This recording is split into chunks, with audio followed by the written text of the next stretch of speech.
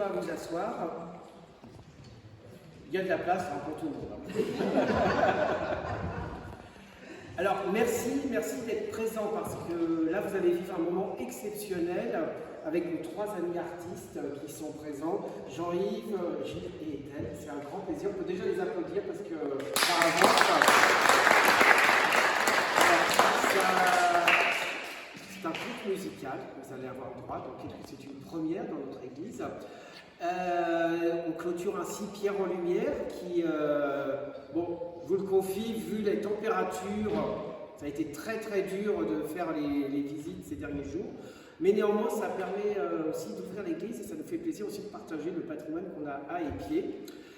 Le conte musical que vous allez découvrir, c'est l'occasion de nous plonger vers l'Orient et puis un beau parallèle puisque juste derrière vous avez l'autel et on a ce tableau, la rédemption des captifs, dont la scène représente aussi une figure du Moyen-Orient, donc un beau parallèle d'union des peuples aujourd'hui.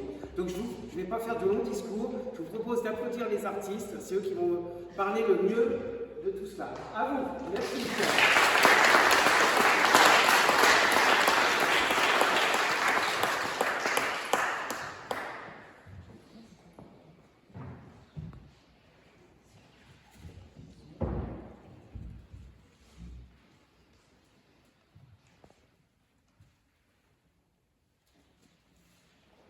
Barabur et les 7 climats de l'âme. Il s'agit d'une œuvre, d'un long poème épique qui fait partie de l'œuvre Les 5 trésors, écrit par le poète Nézami au XIIe siècle. Donc je vous parle tout d'abord un tout petit peu de l'œuvre afin de pouvoir la situer et puis faire un petit prolongement à ce que tu viens de dire, notamment par rapport à ce tableau entre Orient et Occident. Donc ce poète Nézami, un poète perse du XIIe siècle, écrit les 5 trésors, parmi lesquels se trouve le trésor des mystères, Khosrow et Shirin, Layli et Majnun, que certains peut-être connaissent, c'est assez célèbre, c'est un peu le Roméo et Juliette perse.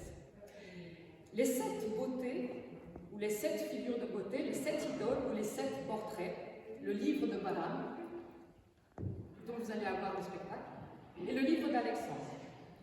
Ces différents ouvrages sont en vers de forme masnavi, couplet ou distique. J'ai transposé cette écriture en vers dans une écriture et une lecture qui sera contée, en conservant quelques extraits de poèmes que vous aurez le plaisir d'entendre. Le kamsé, puisqu'il s'agit du kamsé, qui veut dire en persan les 5, ou le panchganj, qui veut dire les 5 trésors, est le nom donné communément à ces 5 poèmes. Il s'inspire de l'histoire de Perse, puis de contes populaires.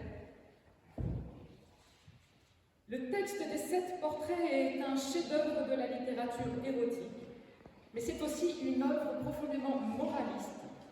C'est aussi une épopée lyrique et mystique. Les 7 portraits que vous allez entendre, ou le pavillon des 7 princesses, selon les dénominations qu'on lui donne, est composé à la manière des 1001 nuits. Le récit principal, l'épopée, encadre plusieurs autres récits qui sont racontés chaque jour à leur tour. Ces contes ayant pour but d'éveiller l'âme du souverain et le guider vers la sagesse.